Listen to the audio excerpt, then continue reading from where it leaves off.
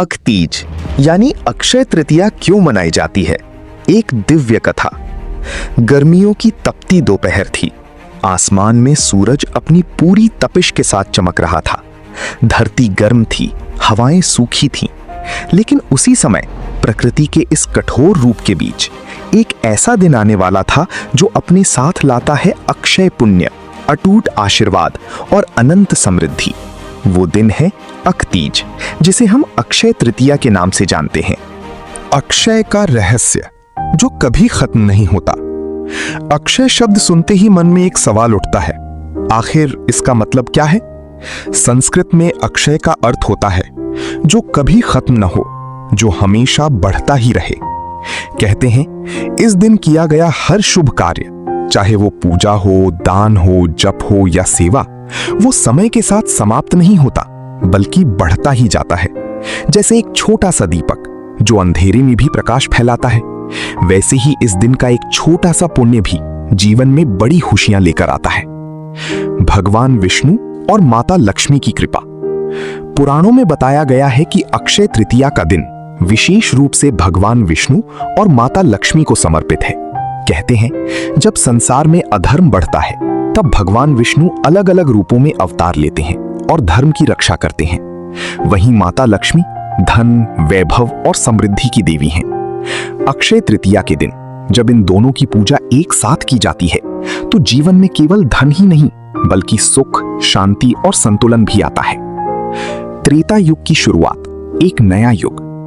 हिंदू धर्म के अनुसार समय को 4 युगों में बांटा गया है: सतयुग, त्रेता युग, द्वापर युग और कलयुग। मान्यता है कि अक्षय तृतीया के दिन ही त्रेता युग की शुरुआत हुई थी। ये वही युग है जिसमें भगवान राम ने जन्म लिया और धर्म की स्थापना की। इसलिए ये दिन केवल एक पर्व नहीं बल्कि एक नए युग की शुरुआत का प्रतीक भी है। भगवान परशुराम का जन्म, धर्म की रक्षा का संकल्प। इसी पावन दिन पर भगवान परशुराम का जन्म हुआ था। भगवान परशुराम भगवान विष्णु की छठे अवतार माने जाते हैं। उनका जन्म एक विशेष उद्देश्य के लिए हुआ था: अधर्म का नाश करना और धर्म की रक्षा करना। कहते हैं उन्होंने अन्याय और अत्याचार के खिलाफ कई युद्ध लड़े और समाज में संतुलन स्थापित किया। इसलिए अक्षय तृतीया का दिन हमें ये भी सिखाता है कि सच्चाई और धर्म के लिए खड़ा होना जरूरी है। महाभारत की अद्भुत कथा, अक्षय पात्र का रहस्य। अब सुनिए एक अद्भुत कहानी जो जुड़ी है महाभारत से। जब पांडव वनवास में थे तो उनके पास खाने के लिए कुछ भी नहीं था। एक दिन उन्होंने भगवान से प्रार्थना की, हे प्रभु, हमें ऐसा साधन दें जिससे हम अपने परिवार और अतिथियों का पेट भर सकें। तब उन्हें मिला एक दिव्य पात्र, अक्षय पात्र। इस पात्र की खास बात यह थी कि जब तक द्रौपदी भोजन न कर लें तब तक इसमें से भोजन कभी खत्म नहीं होता था। यह केवल एक चमत्कार नहीं था, यह एक संदेश था।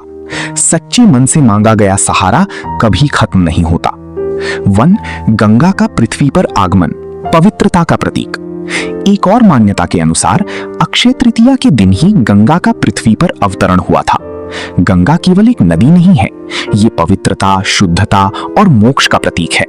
कहते हैं गंगा में स्नान करने से मन और आत्मा दोनों शुद्ध हो जाते हैं। इसलिए इस दिन लोग नदियों में स्नान करते हैं, दान करते हैं और भगवान का स्मरण करते हैं। 4, आज के समय में अकतीज का महत्व। आज भी अक्षय तृतीया को बहुत धूमधाम से मनाया जाता है। लोग इस दिन सोना खरीदते हैं, नए काम शुरू करते हैं, विवाह और शुभ कार्य करते हैं, गरीबों को दान देते हैं। लेकिन असली महत्व इन सबसे कहीं ज्यादा गहरा है। ये दिन हमें सिखाता है देने की भावना, श्रद्धा और विश्वास, सकारात्मक कर्म। 5, एक छोटी सी कहानी, सच्ची श्रद्धा का फल। एक बार एक गरीब महिला थी, उसके पास देने के लिए कुछ भी नहीं था। अक्षय तृतीया के दिन उसने सोचा, मैं क्या दान करूं? फिर उसने अपने घर की आखिरी मुट्ठी चावल एक भूखे व्यक्ति को दे दी। समय बीता, धीरे धीरे उसके जीवन में बदलाव आने लगा। कहते हैं उसका घर कभी खाली नहीं रहा। ये कहानी हमें बताती है दान की कीमत नहीं, भावना देखी जाती है। 6, अक्षय तृतीया की सबसे बड़ी सीख। अकतीज केवल एक त्योहार नहीं है, ये एक सोच है। अगर आप अच्छी कर्म करते हो, अगर आप दूसरों की मदद करते हो, अगर आप सच्चे दिल से पूजा करते हो, तो उसका फल कभी खत्म नहीं होता। अक्षय तृतीया वो दिन जब एक छोटा सा अच्छा काम भी जीवन भर की खुशियों में बदल सकता है। तो इस तीज सिर्फ सोना मत खरीदो, कुछ ऐसा करो जो सच में अक्षय हो जाए।